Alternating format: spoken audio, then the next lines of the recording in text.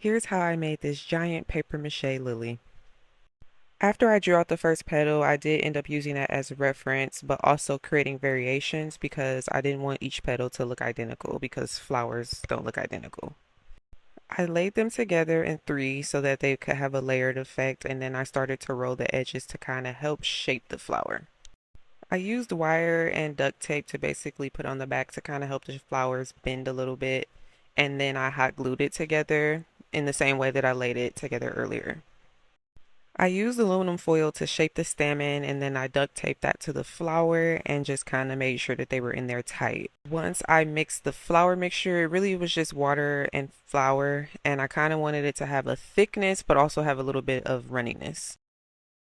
I used strips of newspaper and basically took the mixture and just smoothed it onto the flour, and I did that for two layers, and then I proceeded to use paper towels for the stamen. And this is how it pretty much looked after I was done.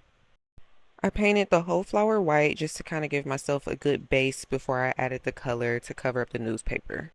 Now on to my favorite part, which was the painting. I love the blending. I painted in orange and then I painted each petal and kind of created an ombre effect with the petals to kind of imitate that dark red edge that some tiger lilies can have, and just kind of blended it out. Really took my time and made sure that I created the depth that I wanted.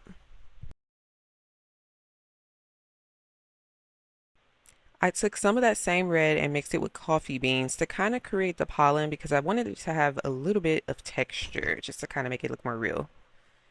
And then I added some of the stippling just to add the dots and little small details.